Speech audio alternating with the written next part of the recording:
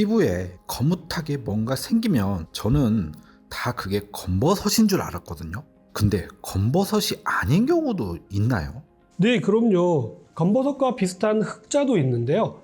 기미주근깨와 마찬가지로 흑자도 많은 사람들이 가지고 있는 색소 질환 중에 하나입니다. 흑자는 기미나 검버섯과 비슷한 형태를 가지고 있어서 일반인이 한눈에 흑자인지 아닌지 판단하기는 쉽지는 않습니다. 흑자는 쉽게 이야기하면요, 얼굴에 생기는 갈색 잡티를 이야기하는데요.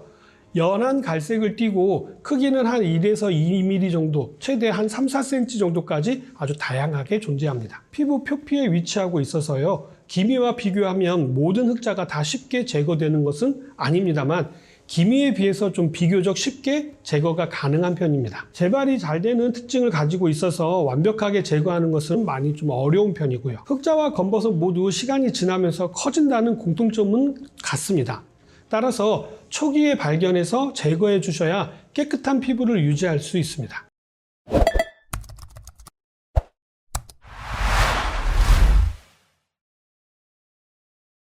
흑자의 특징을 살펴보면요, 자연적으로는 잘 사라지지 않는다는 것이고요. 만져보면 표면이 매끄럽다는 것입니다. 만져서는 알 수가 없다라는 뜻이죠. 검버섯처럼 나이가 들수록 점점점 커지기도 하고 표피에 위치하기는 합니다만 뿌리가 깊은 흑자도 있기는 합니다. 흑자가 생기는 주요한 원인은요, 자외선 노출이라든지 노화, 유전적인 영향 크게 세 가지 정도로 구분할 수가 있는데요. 노화가 되어서 발생하는 것과 유전적인 요인으로 발생하는 것을 막는 데는 한계가 있지만 자외선에 노출되는 것은 조절이 가능하기 때문에 자외선 노출을 피하시는 것이 중요한 부분이 될 수 있겠죠. 나이와 상관없이 발생합니다. 젊은 사람들에게도 자주 발생하기 때문이죠. 흑자에게서 중요한 것은요, 흑자 제거를 잘하는 병원을 찾아야 한다는 것입니다. 주변에서 추천을 받아서 방문을 하신다거나 아는 병원이 없는 경우라고 한다면 유튜브라든지 아니면 블로그를 잘 운영하시는 의사분들 가운데서 가장 신뢰할 만한 정보를 주시는 병원에 직접 방문하셔서 먼저 상담을 충분히 받아보시고 충분히 신뢰가 생겼다라고 생각하시면 그 병원에서 치료를 받으시기 바랍니다. 보통의 경우에는요, 피부에 흑자만 가지고 있는 것이 아니고요, 대부분 기미, 주근깨, 검버섯 등 다른 색소 질환도 같이 가지고 있는 경우가 많았기 때문에 치료하는 방법이 다양해질 수밖에 없습니다. 상담을 통해서 잘 알아보시고 결정하시기 바랍니다. 흑자와 검버섯은 모두 피부 색소 침착 질환으로 흑갈색 혹은 검정색 반점이 피부에 나타나는 공통점이 있는데요. 엄밀하게 말씀을 드리면 이 둘은 서로 다른 질환입니다. 검버섯은 과도한 자외선 노출이나 노화로 인해서 발생하는 대표적인 색소 침착 질환으로 얼굴이라든지 아니면 손등, 팔 등으로 노출 부위에 생길 수가 있고요. 젊은 나이에도 자외선 노출이 심하면 검버섯이 생기는 수도 있습니다. 검버섯은 나이가 들면 생기는 대표적인 색소성 양성 종양으로요, 기미와 다르게 점점 크기가 커지기도 하고요, 색도 점점 진해지기도 합니다. 노화가 주 원인이기도 하지만 유전적인 영향도 큰 편입니다. 일반적으로 검은색 혹은 갈색의 반점이 생기는데요, 외모상으로만 문제가 되는 것이 아니고요, 암의 전조 증상인 경우도 있을 수가 있기 때문에요, 피부과를 방문하셔서 진료를 받으시는 것이 안전하겠죠. 검버섯이나 흑자가 아니라 피부암인 경우도 있을까요? 네, 그렇습니다.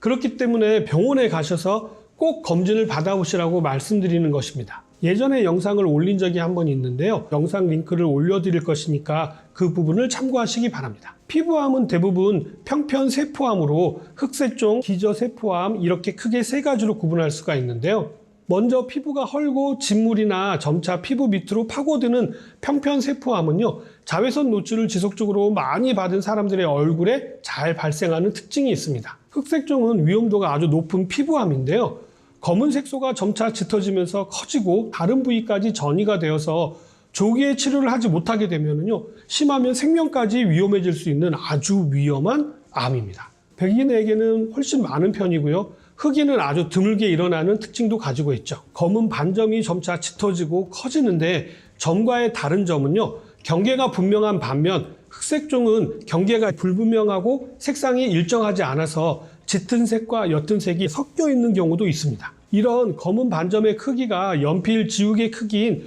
6mm 이상이 될 때 조직 검사를 해야 한다고 알려져 있는데요.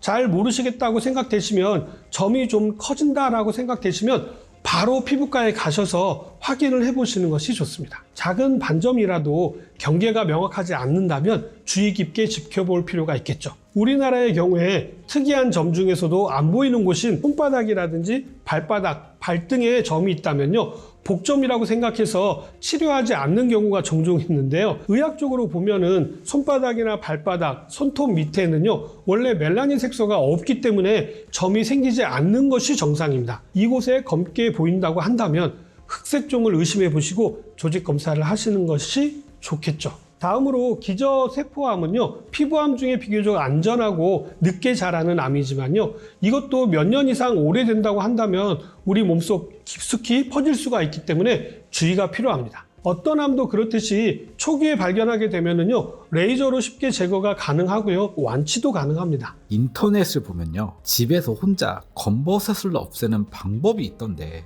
그리고 검버섯에 미백 화장품을 바르면 좋다고 하는데 효과가 있을까요? 일단 집에서 혼자 검버섯을 제거하려고 하는 시도는 잘못된 정보들이 너무 많기 때문에 문제가 될 수가 있어서 양파라든지 식초, 베이킹소다, 요거트, 알로에베라, 여러 가지 오일 등을 이용하면 검버섯을 제거하는 데 좋습니다. 하지만 이러한 내용들은 검증이 된 내용들이 아니기 때문에 혹시 주변에 이런 거를 해가지고 검버섯이 좋아졌다거나 없어졌다고 하시는 분들이 분명 있을 수는 있습니다. 그러나 그것은 그분에게만 해당되는 아주 특별한 경우라든지 그것이 아닌 다른 이유로 좋아진 경우일 가능성이 훨씬 더 높습니다. 다음으로 잘못 알려진 내용으로는요, 질문하셨던 것처럼 미백 화장품을 바르면 좋다라고 알려져 있습니다만 현재 미백 기능이 인정된 성분들은요, 나이아신 아마이드라든지 아니면 알부틴, 아스콜빅 그루코사이드, 알파 비사보놀 등이 있는데요.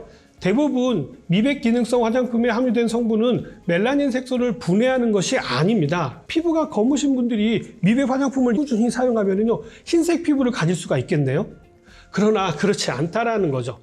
다만 더 이상 멜라닌 색소가 생성되지 않도록 억제한다라는 의미를 가지고 있는 것입니다. 티로시나아제를 억제하는 것은 도움이 될 수가 있긴 하는데요. 티로시나아제라고 하는 효소는요, 우리 몸에 있는 티로시인이라고 하는 아미노산의 산화를 촉진하여서 멜라닌 색소를 생성하게끔 하는 효소를 말하는데요. 이 효소를 억제함으로써 티로시인이라고 하는 아미노산의 산화를 막거나 이미 생성된 멜라닌 색소가 각질 형성 세포로 넘어가는 과정을 촉진해가지고 멜라닌 색소 생성을 예방하거나 환원하는 데 도움을 준다면 미백에 도움이 될 수 있는 것입니다. 이 티로신은 우리 몸에서 합성이 되는 아미노산이고요. 아미노산은 멜라닌 색소뿐만 아니라 아드레날린이라든지 아니면 행복 호르몬으로 알려져 있는 도파민 호르몬을 만드는 원료가 되기도 합니다. 갑상선 호르몬과도 연관이 있는 아미노산이죠. 알부틴은 티로시나아제 내의 활성을 억제해서 멜라닌 색소가 생성되는 것을 막아주는 역할을 하고요. 나이아신 아마이드는 이미 생성된 멜라닌 세포가 각질 세포로 이동하는 것을 촉진하여서 표면적으로 나타나지 못하도록 하는 기능을 합니다. 이런 두 성분 외에도요,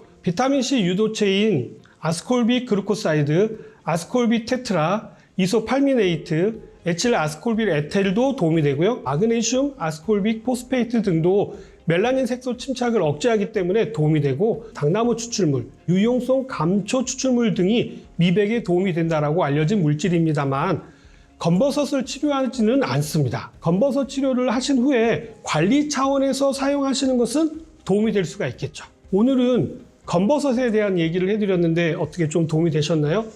이러한 것들을 치료하신다고 집에서 이상한 거 하시면 안 됩니다. 꼭 가까운 병원에 가셔서 제대로 치료를 받으시기 바랍니다.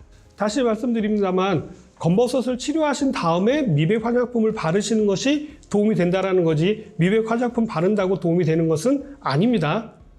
오늘 내용은 여기까지고요. 저는 다음 시간에 좀 더 유익한 내용 가지고 다시 찾아뵙도록 하겠습니다. 감사합니다.